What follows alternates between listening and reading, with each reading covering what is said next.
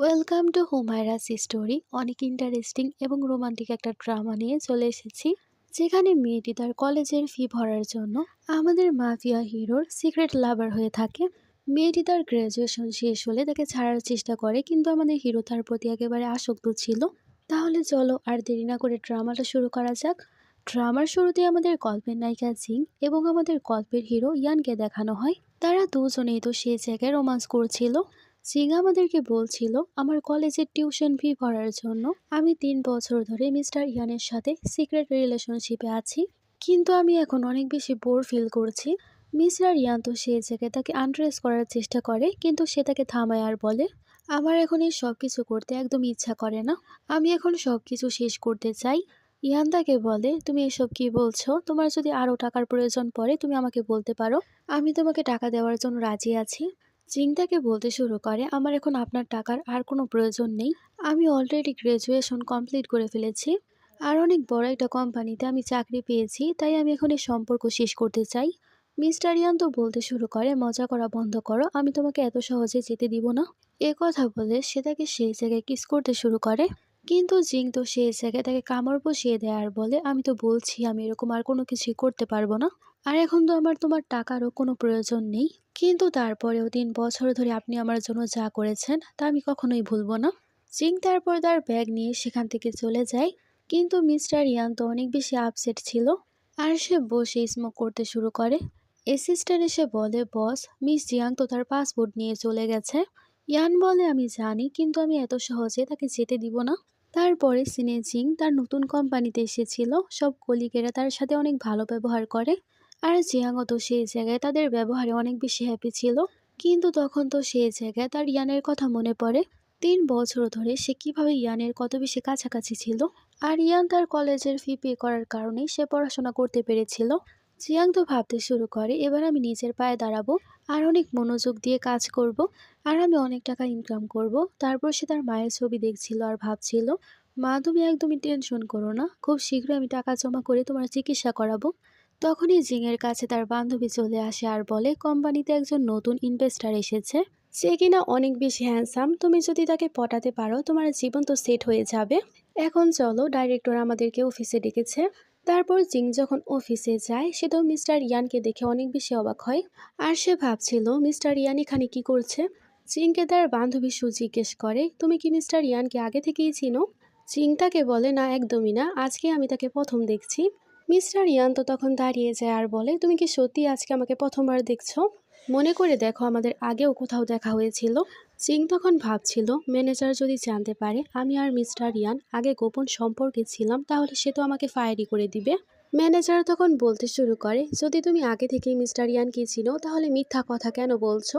সিং তখন বলে, হ্যাঁ মনে পড়েছে, আসলে এটা কার অ্যাক্সিডেন্ট হওয়ার কারণে আমাদের দেখা হয়েছিল, কিন্তু আমি এত জলদিতে ছিলাম আমি ভুলেই গেছি, তাই সে ঘটনার কথা আমার মনেই ছিল না। ম্যানেজার বলে, আচ্ছা কোনো ব্যাপার না। তারপর তারা মিটিং শুরু করে দিয়েছিল, শুধু সবাইকে প্রজেক্টের ব্যাপারে বলছিল। তখন মিস্টার ইয়ান চিংয়ের পা টাচ করছিল, চিং তো অনেক বেশি বিরক্ত বোধ করে, আর সে হঠাৎ করে দাঁড়িয়ে পড়ে। এ কারণে সবাই তাকে মনোযোগ দিয়ে দেখতে শুরু করে। ম্যানেজার তাকে জিজ্ঞেস করে, কি হয়েছে, তুমি কি ঠিক আছো? তখন সে ওয়াশরুমের বাহানা দিয়ে সেখান থেকে চলে যায়। চিং তারপর ওয়াশরুমে ছিল আর ভাবছিল, মিস্টার ইয়ান কেন এই জায়গায় চলে এসেছে, কেউ যদি আমাদের সম্পর্কের ব্যাপারে জানতে পেরে যায় তাহলে অনেক বড় সমস্যা হয়ে যাবে, আমার তার কাছ থেকে দূরত্ব বজায় রাখতে হবে। তখন তো মিস্টার ইয়ান তার কাছেই চলে এসেছিল, তাকে দেখার পর চিং তো অনেক ভয় পেয়ে যায়, আর সে মিস্টার ইয়ানকে বলে, এটা তো মেয়েদের ওয়াশরুম, আপনি এখানে কি করছেন? ইয়ান তাকে বলে, আমি তো এখানে তোমার জন্য এসেছি, তুমি এত শকড কেন হচ্ছ? আজকে তো এটা আমাদের প্রথম দেখা না। জিং তাকে কিছু বলতেই যাবে, তখন সে ওয়াশরুমে আরেকটা মেয়ে চলে আসে, তাই সে তার মুখ চেপে ধরে, আর সে তাকে নিয়ে লুকিয়ে পড়েছিল যাতে কেউ তাদেরকে দেখতে না পারে। শুধু অনেক চিন্তায় ছিল আর ভাবছিল, কেউ যদি মিস্টার ইয়ানকে আমার সাথে দেখে ফেলে তাহলে আমার ক্যারিয়ার তো শুরু হওয়ার আগেই শেষ হয়ে যাবে। ইয়ান তো ভেতরে জিংকে জিজ্ঞেস করে, তুমি সবার সামনে এরকম কেন বললে, তুমি আমাকে চিনো না? জিং তাকে বলে, এখন থেকে আমি আপনাকে চিনি না, আপনি আমার জন্য এখন অচেনা কেউ, তাই আমাকে একা ছেড়ে দিন। তখন তো ইয়ান তাকে কিস করতে শুরু করে, আর জিং তাকে বাইট করে দেয়, আর সে ইয়ানকে বলতে শুরু করে, আমাদের মধ্যে যা কিছু ছিল তা শেষ হয়ে গেছে, তাই তুমি এখন আমাকে ভুলে যাও। ইয়ান তাকে বলে, তোমাকে ভোলা আমার জন্য এতটা সোজা না। ইয়ান তার পকেট থেকে আংটি বের করে তাকে প্রপোজ করতে চাচ্ছিল। কিন্তু জিং তখন তার হাতে আংটি দেখায় আর বলে আমার এঙ্গেজমেন্ট হয়ে গেছে আর আমি সেই ছেলেকেই ভালোবাসি আর সে তো বাইরে আমার জন্য অপেক্ষা করছে। ইয়ান তো এ কথা শুনে অনেক বেশি আপসেট হয়ে যায়, কিন্তু জিং সেখান থেকে চলে যায়। বাইরে জিং এর ফিয়ন্সে লি তার জন্য অপেক্ষা করছিল। লি সেই জায়গায় জিংকে জিজ্ঞেস করে তুমি কি আজকে আমার সাথে ডিনারে যাবে। জিং একটু ভেবে চিনতে তাকে হ্যাঁ বলে দেয়। তখন তো মিস্টার ইয়ান গাড়ি চালাতে চালাতে সেই দিকেই আসে আর একেবারে লির সামনে এসে তারপর ব্রেক মারে। লি তো অনেক বেশি ভয় পেয়ে গিয়েছিল। লি তো গাড়ির বাইরে থেকে বলতে শুরু করে যদি তুমি গাড়ি চালাতে না পারো তাহলে কেন গাড়ি চালাও। মিস্টার ইয়ান তাকে সরি বলে, কিন্তু তাকে দেখার পর তো জিং অনেক বেশি ভয় পেয়ে যায় আর ভাবছিল সে আমার পিছু কবে ছাড়বে। লি তো বলতে শুরু করে তুমি আমার গাড়ি খারাপ করে দিয়েছ, এখন এর ক্ষতিপূরণ কে দিবে। ইয়ান বলে তোমার বাড়ির অ্যাড্রেস আমাকে দিয়ে দাও, আমি তোমাকে টাকা পাঠিয়ে দিব। চিংলিকে বলতে শুরু করে যেতে দাও, একটুই তো ড্যামেজ হয়েছে, আমরা ইন্স্যুরেন্স করে নিব। লি তাকে বলে তুমি কি এই ব্যক্তিকে চিনো। চিং তাকে নিষেধ করতে চাইছিল, কিন্তু তার আগে ইয়ান বলে হ্যাঁ আমরা একে অপরকে খুব ভালোভাবেই চিনি। ইয়ান তাকে আর কিছু বলতেই যাবে, চিং আগেই বলে সে আমাদের কোম্পানির নতুন ইনভেস্টর আর কালকেই আমাদের দেখা হয়েছিল। লি তখন তাকে সরি বলে আর কফির জন্য ইনভাইট করে। চিং তো বলতে শুরু করে সে অনেক বিজি একজন ব্যক্তি, সে আমাদের সাথে জয়েন করতে পারবে না আর সে লিকে নিয়ে চলে যায়। ইয়ানকে তার অ্যাসিস্ট্যান্ট বলতে শুরু করে জিং তো চায় না আসার পর আপনাকে পাত্তাই দিচ্ছে না। মিস জিং তো আসলে অনেক বেশি স্বার্থপর, আমার তো মনে হয় আপনার তাকে ছেড়ে দেওয়া উচিত, আপনি তো একটার পর একটা মেয়ে পেয়ে যাবেন। ইয়ান রেগে তার অ্যাসিস্ট্যান্টকে বলে কিন্তু আমি তো শুধুমাত্র জিংকেই চাই, যে কোনো মূল্যে আমি তাকে হারাতে পারবো না। ফ্ল্যাশব্যাক থেকে আমরা জানতে পারি একবার জিং ইয়ানের জীবন বাঁচিয়েছিল আর সেদিন থেকে সে তাকে পছন্দ করত। তারপরে সিনে জিং লিয়ের সাথে কথা বলতে বলতে বাড়িতে আসে আর সে যখনই তার বাড়ির মধ্যে প্রবেশ করে সে মিস্টার ইয়ানকে দেখতে পায়। জিং তো অবাক হয়ে যায়, কিন্তু ইয়ান তার কাছে এসে তাকে কিস করতে শুরু করে। জিং তো সেই জায়গায় অনেক বেশি রেগে যায় এবং তাকে অনেক জোরে থাপ্পড় মারে আর সে আওয়াজও তো লি তার ফোনের মাধ্যমে শুনে নিয়েছিল। আর সে তো জিংকে জিজ্ঞেস করে তুমি কি ঠিক আছো, শব্দটা কি সেরেছিল। ইয়ান তো জিংকে বলতে শুরু করে যদি লি আমাদের ব্যাপারে জানতে পারে তারপরেও কি সে তোমাকে বিয়ে করবে। জিং তার কথা শুনে অনেক বেশি টেনশনে পড়ে যায়। ইয়ান ফোনে কিছু বলতেই যাবে, কিন্তু জিং কল কেটে দেয়। জিং তো ইয়ানকে জিজ্ঞেস করে আপনার কি সমস্যা। 3 বছর ধরে আপনি আমার কাছ থেকে যা চেয়েছেন আমি আপনাকে সবকিছুই দিয়েছি, যা করতে বলেছেন সবকিছু আমি করেছি, কিন্তু এখন কেন আপনি আমাকে একা ছাড়ছেন না, আপনার আমার কাছ থেকে কি চাই। ইয়ান তাকে বলে আমি চাই তুমি আমার কাছে ফিরে আসো, আমি তোমাকে ছাড়া থাকতে পারবো না। তখন জিং তাকে বলে আমাদের 3 বছরের কন্ট্রাক্ট ছিল যেটা কিনা কমপ্লিট হয়ে গেছে, আপনি আমার জন্য যা করেছেন সেই জন্য 3 বছর ধরে আমি আপনাকে সার্ভিস দিয়েছি, তাই আপনি এখন আমার কাছ থেকে আর কোনো আশা রাখবেন না। আমি এখন আমার জীবনে এগিয়ে যেতে চাই, অনেক কষ্ট করে আমি এরকম একজন ছেলে পেয়েছি যে আমাকে ভালোবাসে, আপনার কারণে আমি তাকে হারাতে চাই না। কিন্তু মিস্টার ইয়ান তো তার কোনো কথাই শুনতে চাইছিল না আর সে জিংকে বলে তুমি আমাকে এরকম ভাবে ছাড়তে পারো না। জিং তখন বলে আচ্ছা ঠিক আছে, আমি শেষবারের মতো আপনার সাথে ঘনিষ্ঠ হওয়ার জন্য রাজি, কিন্তু তারপর থেকে আপনি আমার পিছু একদমই ছেড়ে দিবেন। আর সে তার শার্ট খুলতে শুরু করে। ইয়ান তাকে কিস করে আর বলে এটা কখনোই শেষবার হবে না, আমি কখনোই তোমাকে আমার থেকে দূরে যেতে দিব না। আর সে আবারও তাকে কিস করতে শুরু করে। জিং তাকে দূরে সরায় আর বলে আপনি কেন আমাকে ছাড়তে চাইছেন না। ইয়ান তাকে বলে আমার দ্বারা এটা সম্ভবই না, আমি তোমার থেকে দূরে থাকতেই পারবো না। আর সে তাকে আবারও কিস করেছিল। তখনই বাইরে থেকে কেউ দরজা নক করছিল। বাইরে আমাদের লিকে দেখানো হয় হঠাৎ করে জিং তার ফোন কেটে দিয়েছিল, তাই সে চেক করার জন্য এসেছে সে ঠিক আছে কিনা। কিন্তু ভেতরে তো ইয়ান তার সাথে রোমান্স করছিল আর বলছিল যদি লিয়া আমাদেরকে এরকম অবস্থায় দেখে ফেলে তাহলে কি হবে। আর সে তো দরজা খুলছিল, কিন্তু জিং তাকে থামিয়ে দেয় আর সে ভেতর থেকে লিকে বলে আমাদের কালকে দেখা হবে, আজকে আমি অনেক বেশি ক্লান্ত হয়ে গেছি। লি তখন সেখান থেকে চলেই যাবে। জিং তাকে আই লাভ ইউ বলে আর সে তাকে আই লাভ ইউ টু বলে। একথা শোনার পর তো মিস্টার ইয়ান রেগে একেবারে আগুন হয়ে যায় আর সে জিংকে বিছানায় নিয়ে যায় এবং তার হাত বেঁধে ফেলে। জিং তো ইয়ানকে বলতে শুরু করে যদিও তুমি আমার সাথে ফিজিক্যাল হতে পারো, কিন্তু আমার হৃদয়ে কখনোই জায়গা করতে পারবে না। ইয়ান তো সেই জায়গায় অনেক বেশি রেগে যায় এবং তাকে জোরপূর্বক কিস করতে শুরু করে আর সে জিংয়ের সাথে সেই জায়গায় নাইট স্পেন্ড করে। তারপরের দিন ইয়ান তাকে বলে তুমি লিয়ের সাথে এঙ্গেজমেন্ট ভেঙে দাও, আমি তোমাকে লিয়ের থেকেও বেশি ভালো রাখবো, আমি তোমাকে সেই সব কিছু দিব যেটা সে কখনোই তোমাকে দিতে পারবে না। জিং তাকে বলে যদিও আপনার কাছে অনেক টাকা পয়সা আছে, কিন্তু টাকা দিয়ে আপনি আমার ফিলিংসগুলো কিনতে পারবেন না। ইয়ান তাকে বলে যদি তুমি তোমার মায়ের চিকিৎসা করাতে চাও তাহলে তোমার আমার সাথেই থাকতে হবে। জিং তাকে বলে তোমার কথার মানে কি। ইয়ান বলে আমি জানি তোমার মায়ের অবস্থা খুব বেশি খারাপ, আমি এরকম অনেক বড় একজন ডাক্তারকে চিনি যে কিনা তোমার মায়ের চিকিৎসা করতে পারে, কিন্তু তার পরিবর্তে তোমার আমার সব কথাই শুনতে হবে। জিং তো ইমোশনাল হয়ে বলতে শুরু করে, তুমি অনেক বেশি খারাপ। তারপর লি তো জিং এর পছন্দের প্রেস্টিজ নিয়ে তার কাছে চলে এসেছিল। জিং তো অনেক বেশি হ্যাপি হয়ে যায় আর বলে, তুমি আমার অনেক বেশি পরোয়া করো। যদিও আমাদের দেখা হয়েছে বেশি দিন হয়নি। লি তাকে বলে, আমি নিজের থেকেও তোমাকে বেশি লাইক করি আর তোমার জন্য যে কোনো কিছু করতে পারি। ফ্ল্যাশব্যাকে আমরা দেখতে পাই লি তার অফিসে ছিল, তখন তার বন্ধু তাকে একটা নিউজ পেপার দেখায় যেখানে একটা আর্টিকেলে লেখা ছিল সিং এর বাবা তার জন্য 5 মিলিয়নের একটা বীমা করেছে। লিকে তার বন্ধু বলছিল, তুমি যদি সে মেয়েকে বিয়ে করতে পারো সে টাকা তো তোমার হয়ে যাবে। এখানে আমরা জানতে পারি সে 5 মিলিয়ন টাকার লোভী সে এত কিছু করছিল, আর যখনই সে টাকা পেয়ে যাবে সে জিংকে ছেড়ে দিবে। তারপর জিং তো লিকে নিয়ে তার মায়ের হসপিটালে চলে যায়। লি সেই জায়গায় এরকম অ্যাক্টিং করে সে তার মায়ের বিল পে করবে, কিন্তু সে আবার বলে সে তার মানি ব্যাগ আনতেই ভুলে গেছে। জিং তাকে বলে, কোনো ব্যাপার না, আমার কাছে টাকা আছে। কাউন্টারে থাকা ছেলেটাও বুঝতে পারে সে সবসময় টাকা দেওয়ার নাটক করে, কিন্তু সে আসলে টাকা দিতে চায় না। আর সে শুধুমাত্র এই সব কিছু দেখানোর জন্যই করে যাতে জিং তাকে ভালোভাবে। জিং তার মায়ের কাছে গেলে তার মা তাকে বলে, তুমি আমার জন্য অনেক বেশি স্ট্রাগল করেছো, কিন্তু এখন আমি তোমাকে খুশি দেখতে চাই, তাই তুমি খুব শীঘ্রই লিকে বিয়ে করে ফেলো। জিং তখন ভাবতে শুরু করে, আমি যদি লিকে বিয়ে করে ফেলি তাহলে ইয়ানের কাছ থেকেও আমি বাঁচতে পারবো, তখন মিস্টার ইয়ান তো তাকে জ্বালাতনও করতে পারবে না। তাই সে লিকে বলে, আমরা এই সপ্তাহেই বিয়ে করে ফেলি। লি তখন কিছু একটা ভাবে এবং তাকে হ্যাঁ বলে দেয়। তারপর জিং যখন বাড়িতে যায় সে মিস্টার ইয়ানকে তার ঘরের ভেতরেই দেখতে পায়। জিং ইয়ানকে দেখে রেখে যায় আর বলে, তুমি এখন এখানে কি করছো, আমার অনুমতি ছাড়া আমার বাড়িতে কেন এসেছো? ইয়ান তাকে অনেক দামি একটা নেকলেস দেখায় আর বলে, আমি তোমাকে এটা দেওয়ার জন্য এসেছি। জিং তো সেটা নেওয়ার জন্য একদমই রাজি ছিল না, কিন্তু মিস্টার ইয়ান বলে, তোমার এটা নিতেই হবে, এটা আমার ভালোবাসার চিহ্ন। জিং তাকে বলে, তাহলে তো এটা আমি আরো আগেই অ্যাকসেপ্ট করব না, কারণ আমি তো অন্য কাউকে লাইক করি। এসব বলে জিং তো চলেই যাচ্ছিল, কিন্তু মিস্টার ইয়ান তাকে ধরে আবারও বেডরুমে নিয়ে যায়। তারপর তারা তো আবারও কাছাকাছি চলে এসেছিল। আসলে জিং এখনো তার ভালোবাসাটা বুঝতে পারছিল না। তারপর ইয়ান যখন ঘুমিয়েছিল জিং আস্তে আস্তে বেরিয়ে যাচ্ছিল, আর সে আস্তে আস্তে বলে, এটা আমাদের শেষ রাত, তারপর কখনোই আমাদের আর দেখা হবে না। তারপর আমরা দেখতে পাই জিং এবং লিয়ের বিয়ে ছিল আজকে। তারা দুজনে অনেক সুন্দরভাবে সেজে গুজে আসে। ফাদার এসে তাদের দুজনের কাছে অনুমতি চায়, তখনই সেই জায়গায় ইয়ান চলে আসে আর সে ফাদারকে থামিয়ে দেয়। জিং তো ইয়ানকে দেখে ভয় পেয়ে যায় আর ভাবে সে কিভাবে জানলো আজকে আমার আর লিয়ের বিয়ে। সবাই তো ইয়ানকে দেখে বলা বলি করছিল এই ব্যক্তিটা আবার কে, আর সে কেন ফাদারকে থামালো। তখন সে চার্চের ফাদার বলতে শুরু করে, মিস্টার ইয়ান অনেক বড় একজন ফাদার, তাই আমি তাকে ইনভাইট করেছি, আর সেই আজকে আপনাদের বিয়ে পড়াবে।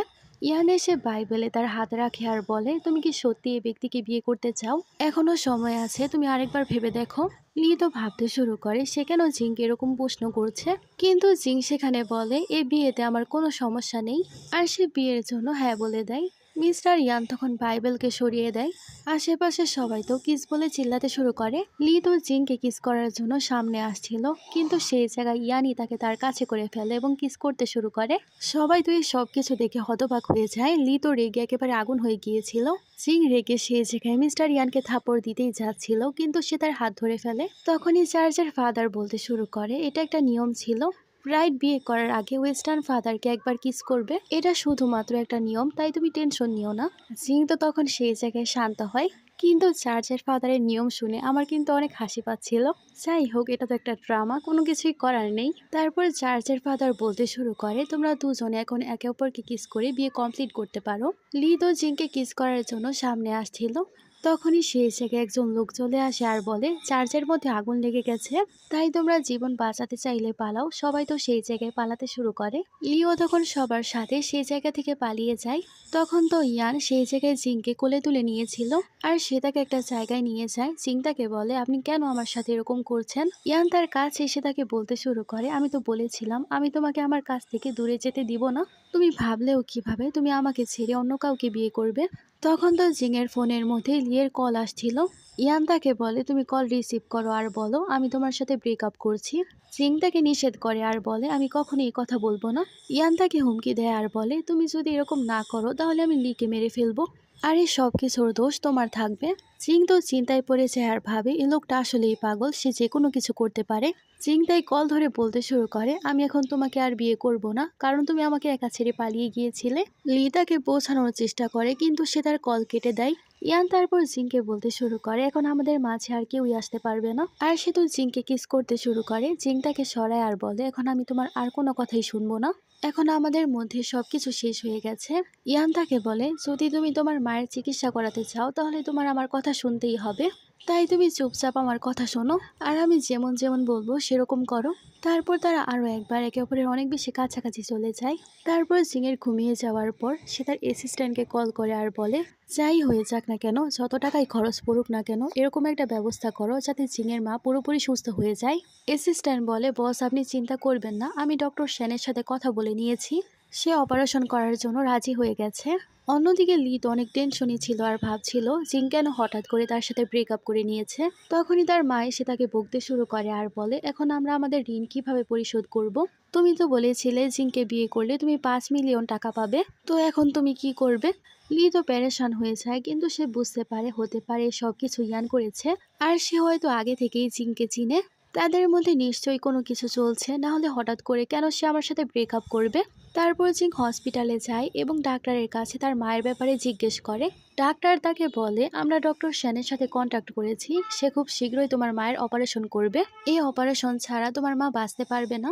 জিং বলে, এতগুলো টাকা এত কম সময় আমি কিভাবে জোগাড় করব? ডাক্তার বলে, তোমার বিএফ তোমার মায়ের চিকিৎসার জন্য টাকা পে করে দিয়েছে। জিং তো কথা শুনে শকড হয়ে যায় আর ভাবে লি হয়তো পে করেছে। তারপর সে ভাবছিল লির কাছে এত টাকা কোথা থেকে আসলো। তারপর জিং যখন বাইরে আসে সে দেখতে পায় লি ডাক্তারকে তার এটিএম কার্ড দিচ্ছিল আর বলছিল, আমি জিংয়ের নামে বীমা করাতে চাই। কিন্তু জিং তো এর সব কিছু দেখে মনে মনে ভাবছিল লি তাকে না জানিয়ে তার মায়ের চিকিৎসার জন্য ডাক্তারকে টাকা দিচ্ছে। তখন সে রিসেপশনের ডাক্তার এসে তার কানে কানে বলে সে একটা স্ক্যামার, তার কোনো কথা শুনো না। তাই সে ডাক্তার কোনো কথা না শুনে চলে যায়। তখন তো জিং লিয়ের কাছে চলে যায় এবং তাকে জড়িয়ে ধরে। লি তো সেই জায়গায় কোনো কিছুই বুঝতে পারছিল না। জিং তাকে বলে, তুমি আমার জন্য এত কিছু করছো, তারপরেও আমি তোমার অনুভূতিগুলোর দাম দিতে পারছি না। তোমাকে অনেক বেশি ধন্যবাদ আমার মায়ের চিকিৎসার জন্য টাকা পে করার জন্য। লি বুঝতে পারে কোনো ভুল বোঝাবুঝি হয়েছে, কিন্তু সে তাকে ক্লিয়ার করে না। লি বলে, আমি তো তোমার জন্য যে কোনো কিছুই করতে পারি। লি তাকে কিস করার জন্য তার সামনে আগাচ্ছিল। অন্যদিকে ইয়ান এবং তার অ্যাসিস্ট্যান্টও হসপিটালেই ছিল। তারা জিংয়ের মাকে দেখার জন্য এসেছিল। অ্যাসিস্ট্যান্ট ইয়ানকে বলছিল ডক্টর সেনের সাথে কথা হয়েছে, সে খুব শীঘ্রই আসছে অপারেশন করতে আর সে এখন রাস্তায় আছে। ইয়ান আসার পর এসব সিন দেখে সে তো অনেক বেশি রেগে যায়। লি তো জিংকে কিস করতেই পারে না, আবার ইয়ানের ঘুষি খায়। জিং তো ইয়ানকে বলতে শুরু করে, আপনি কেন তাকে মারলেন? ইয়ান বলে, সে তোমাকে টাচ করার সাহস করেছে। লি তো বলতে শুরু করে, এই ব্যক্তির সাথে তোমার কি সমস্যা আর সে কেনই বা এইসব কথাবার্তা বলছে? ইয়ান তো বলতে শুরু করে, তুমি কি তাকে বলনি আমাদের মধ্যে কি ডিল হয়েছিল? জিং তো সে জায়গায় কোনো কিছুই বলে না। সেই জায়গায় লি তো বলতে শুরু করে, সে কোন ব্যাপারে কথা বলছে? তুমি তার সাথে কি বা ডিল করেছ? ইয়ান বলে, জিং কি তোমাকে বলেনি আমাদের মধ্যে কি সম্পর্ক ছিল? ইয়ান তাকে কিছু বলতেই যাবে, তখন জিং বলে, তুমি তার কোনো কথাই মনোযোগ দিও না। লি রেগে বলতে শুরু করে, তোমার ব্যাপারে আমি বেশি কিছু জানি না, কিন্তু আমার ফিয়ন্সের কাছ থেকে তুমি দূরে থাকো। ইয়ান তো হাসতে শুরু করে এবং তার লোকদেরকে বলে, তাকে এখান থেকে বের করো, আমি এই লোকটাকে একদমই দেখতে পারছি না। তখন গার্ডেরা তাকে নিয়ে যায়। জিং তাকে বাঁচানোর জন্য তার পেছনে দৌড়াচ্ছিল, কিন্তু ইয়ান তাকে থামায় এবং ভেতরে নিয়ে যায় আর সে তার সাথে ফ্লার্ট করছিল। জিং তাকে রেগে বলতে শুরু করে, আমি যদি জানতাম তুমি এত বেশি খারাপ তাহলে কখনোই আমি তোমার সাথে আর ডিল করতাম না। ইয়ান তাকে বলে, আমি তোমার জন্য এত সব কিছু করেছি, তারপরেও তুমি এসব কথাবার্তা বলছো। জিং তাকে বলে, তুমি যা কিছু আমার জন্য করেছো তার থেকে বেশি আমি তোমাকে পে করে দিয়েছি, এখন তুমি আমার কাছ থেকে আর কি এক্সপেক্ট করতে চাও? ইয়ান তাকে বলে, তুমি এখনো সম্পূর্ণ সুদ পরিশোধ করতে পারোনি। জিং তাকে বলে, যদি এরকমই হয় তাহলে সবকিছু করতে আমি রাজি আছি। ইয়ান তো জিংকে বলে, তোমার কি মনে হয় আমি শুধুমাত্র ফিজিক্যাল হওয়ার জন্য এই সব কিছু করছি? জিং তাকে বলে, আমি তোমাকে খুব ভালোভাবেই চিনি, তুমি যা চাও আমি তোমাকে তা দিয়ে দিব। আর সে তো সেই জায়গায় তাকে কিস করতে শুরু করে। ইয়ান বলে, আচ্ছা ঠিক আছে, আমিও তোমাকে ছাড়বো না। তারপর তারা দুজনে আবারও কাছাকাছি চলে আসে আর তারা সেই জায়গায় ঘনিষ্ঠ হয়ে যায়। তারপরে দিন ইয়ানকে তার অ্যাসিস্ট্যান্ট কল করে আর বলে, এখন লিকে আমরা কি করব? জিং তার কথা শুনে নেয় আর বলে, তুমি লিকে ছেড়ে দাও। লি আসলে অনেক ভালো একজন মানুষ, তোমার যা চাই আমি তোমাকে দেওয়ার জন্য রাজি আছি, আমি সব কিছু করতে রাজি আছি, কিন্তু তার সাথে কোনো কিছু করো না। ইয়ান তাকে বলে, তার মধ্যে এরকম কি আছে যে কারণে তুমি এত তাড়াতাড়ি তাকে ভালোবেসে ফেললে? যদিও এত বছর ধরে আমি তোমার সাথে আছি। জিং তাকে বলে তুমি কখনো লিয়ের জায়গা নিতে পারবে না। ইয়ান বলে যদি সে জানতে পারে তুমি 3 বছর ধরে আমার সাথে ঘুমাচ্ছ, সে কি তোমাকে অ্যাকসেপ্ট করবে? জিং তো তাকে কোনো কিছুই বলে না। ইয়ান সেই জায়গায় তাকে কিস করতে শুরু করে। অন্যদিকে আমরা দেখতে পাই লিকে গুন্ডারা অনেক বেশি মারামারি করছিল, কারণ লি তাদের কাছ থেকে অনেক ঋণ নিয়েছে আর সে টাকাগুলো এখনো পরিশোধ করছিল না। লি তাদের কাছে অনুরোধ করে আমাকে 5টা দিন সময় দাও। সিং আর আমার বিয়ে যখন হয়ে যাবে তারপর আমি 5 মিলিয়ন টাকা পাবো। সে টাকাগুলো থেকে তোমাদের টাকা আমি পরিশোধ করে দিব। গুন্ডারা বলে আচ্ছা ঠিক আছে, 5 দিন সময় দিলাম, কিন্তু তখনও যদি কিছু করতে না পারো তাহলে আমাদের আর দোষারোপ করতে পারবে না। অন্যদিকে আমরা জিংয়ের বাবা এবং তার সৎমাকে দেখতে পাই, তারা তো জিংয়ের কাছ থেকে টাকা চাওয়ার জন্য এসেছিল। সৎমা জিংকে বলতে শুরু করে আমরা তো শুনেছি তোমার বিএফ নাকি অনেক বেশি বড় লোক, তাই আমরা এখন তার সাথে দেখা করতে চাই। ফাদার বলে আসলে আমাদের কিছু টাকার প্রয়োজন, তাই আমরা এখানে এসেছি। জিং তো রেগে যায় আর বলে আপনাদের দেওয়ার মতো আমার কাছে কোনো কিছু নেই, আর আমার কাছে যদি টাকা থাকতো তাহলে আমি আপনাদেরকে দিতাম না। এ কথা শুনে তার ফাদার তো রেগে যায় আর সে তাকে থাপ্পড় মারতেই যাবে, ইয়ানি সে তার হাত ধরে ফেলে। আর সে জিংকে জিজ্ঞেস করে এটা কি সে ইউজলেস ব্যক্তি যে কিনা তোমাকে এবং তোমার মাকে একা ছেড়ে দিয়েছিল? জিং তাকে বলে হ্যাঁ সে আমার ফাদার, কিন্তু তাকে ফাদার বলতেও আমার অনেক বেশি ঘৃণা লাগে। ফাদার মিস্টার ইয়ানকে বলতে শুরু করে এর মানে তুমি তার বিএফ। তুমি যদি আমার মেয়েকে বিয়ে করতে চাও তাহলে তোমাকে আমাকে 1 মিলিয়ন টাকা পে করতে হবে। ইয়ান তখন তার গার্ডদেরকে বলে এই ইউজলেস ব্যক্তিকে নিয়ে যাও এবং তাকে শিক্ষা দাও, যাতে পরের বার আর জিংকে প্যারেশান করার কথা তারা চিন্তাও না করে। জিং তো ইয়ানকে ধন্যবাদ জানায়। ইয়ান তাকে বলে তোমার আমাকে ধন্যবাদ জানাতে হবে না, আমি তো এখানে তোমার কারণে এসেছি। জিং তার কথা শুনে তাকে জিজ্ঞেস করে আপনার কথার মানে কি? তখন সে তাকে একটা পোশাক দেয় আর বলে আমরা একটা জায়গায় যাব, আসলে একটা পার্টি আছে, তুমি আমার সাথেই যাবে সে পার্টিতে। জিং তাকে বলে কিন্তু আমার মায়ের খেয়াল রাখার জন্য এখানে তো কেউ নেই। ইয়ান তাকে বলে সব কিছু নিয়ে তোমাকে টেনশন করতে হবে না, আমার অ্যাসিস্ট্যান্ট সব কিছু সামলে নিবে। তারপর তারা দুজনে তো পার্টিতে ছিল। একজন লোক ইয়ানকে বলতে শুরু করে আমার মনে হচ্ছে আপনার জিএফকে আমরা কোথাও দেখেছি। সিং তাকে নিষেধ করে আর বলে আমি আপনাকে চিনি না, কখনো আমাদের দেখা হয়নি। লোকটা বলে আমার মনে পড়েছে তুমি তো টেলিভিশনের হোস্ট হিসেবে কাজ করো তাই না? সিং তখন তাকে বলে না আমি সে না। তখন সে লোকটা বলতে শুরু করে আমার কাছে তোমার ফটো আছে। আর সে লোকটা তো ফটো খুঁজতে শুরু করে, কিন্তু ইয়ান তো সেই জায়গাটা কিরকম ভাবে হিট করে সে ফোনটাই নিচে পড়ে যায়। ইয়ান বলে আমি তো ফোনের ফটো দেখতে চাচ্ছিলাম, কিন্তু ফোনই তো পড়ে গেল। একজন মেয়ে বলে আপনি তো এটা ইচ্ছে করে করেছেন।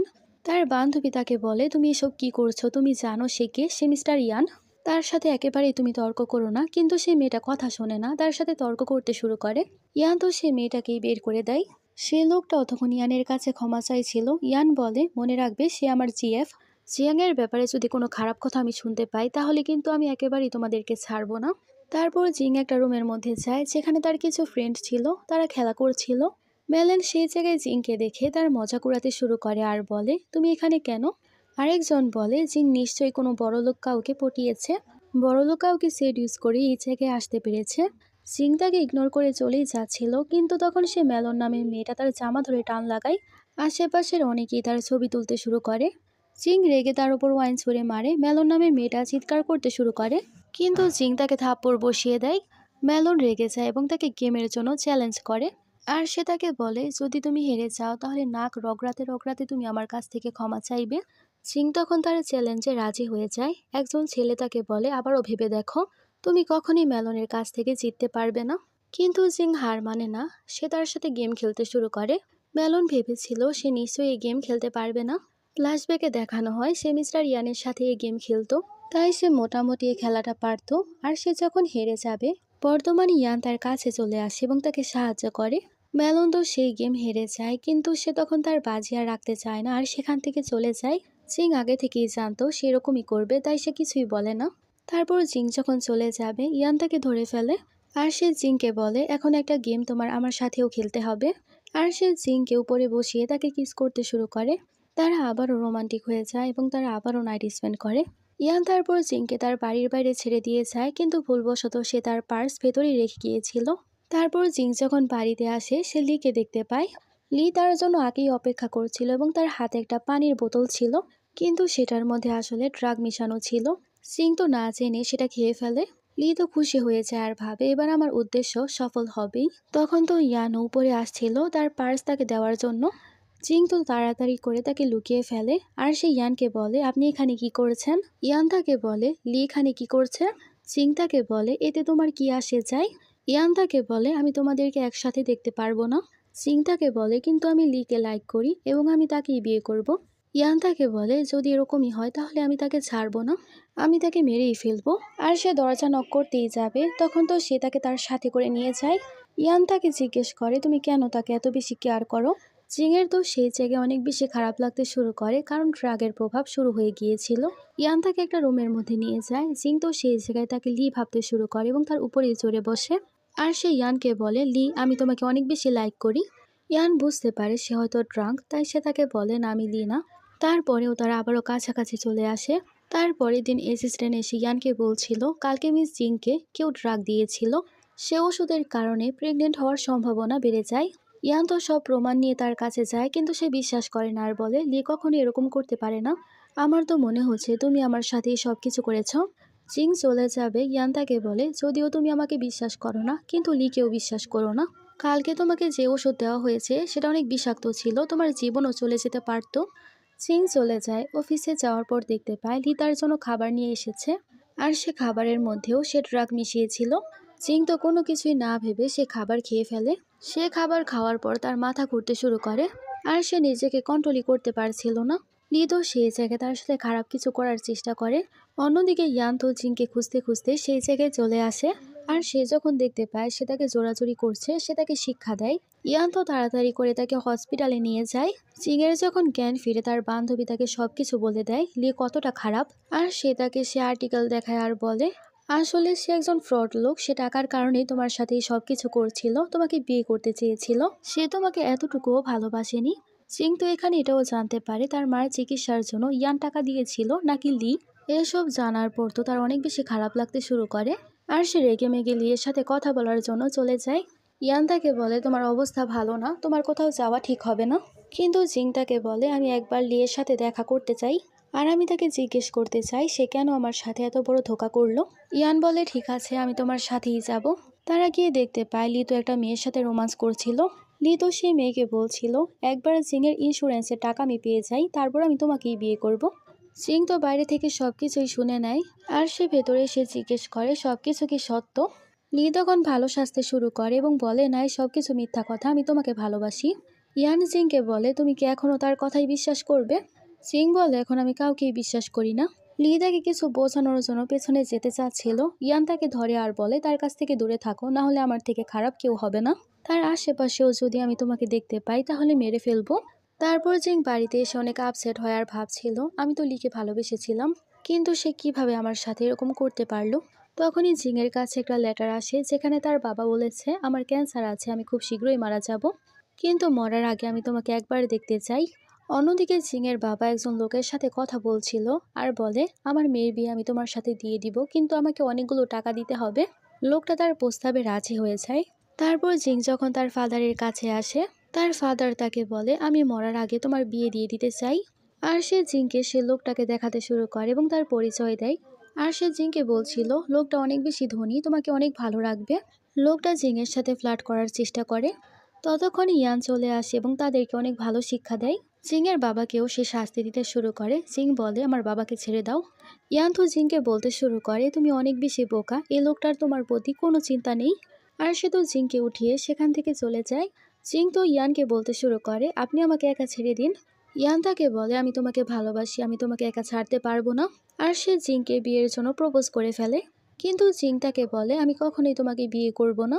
ইয়ান তার কাছে ক্ষমা চায় আর বলে, যদিও আমি তোমার সাথে রুড ব্যবহার করি, কিন্তু আমি তোমাকে অনেক ভালোবাসি, আর আমি তোমাকে ছাড়া একদমই থাকতে পারবো না।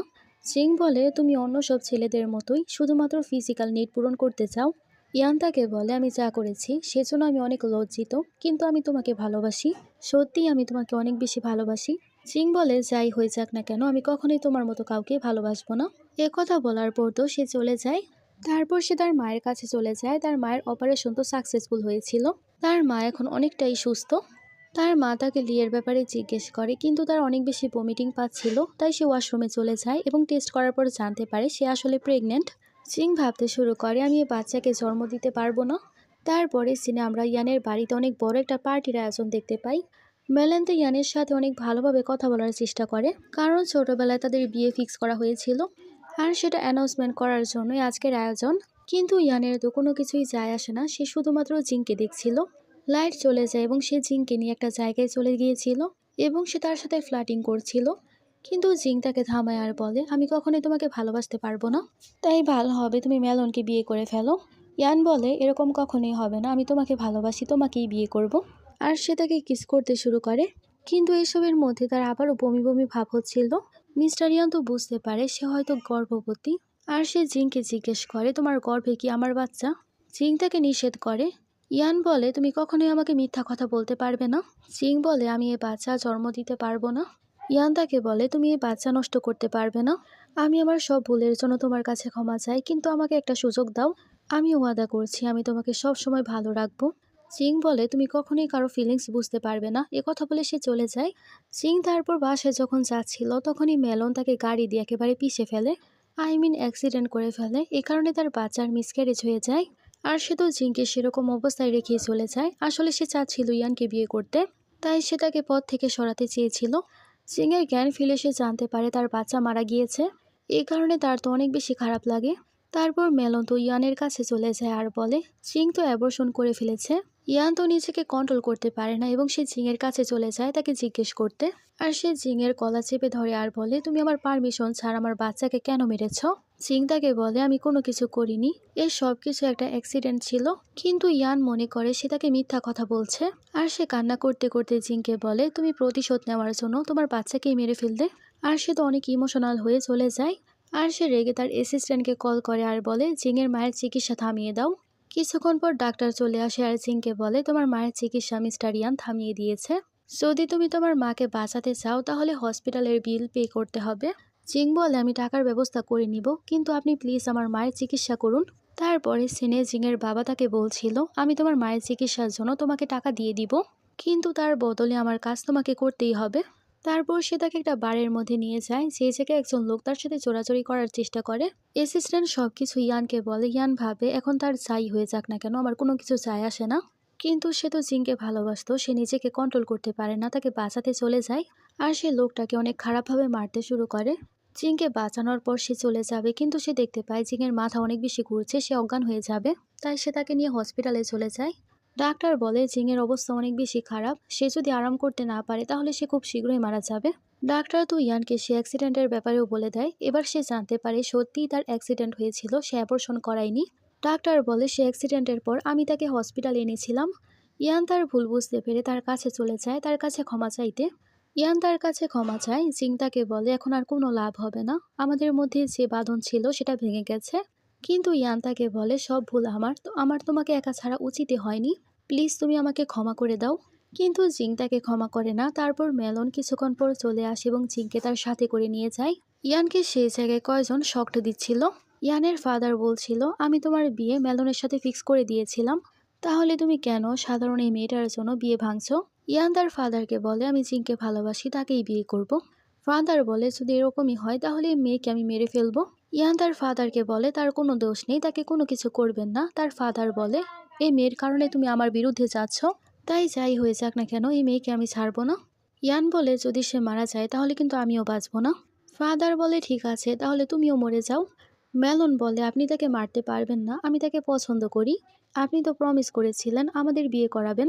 ইয়ান বলে, যাই হয়ে যাক না কেন আমি মরা পছন্দ করব, কিন্তু তাকে বিয়ে করব না।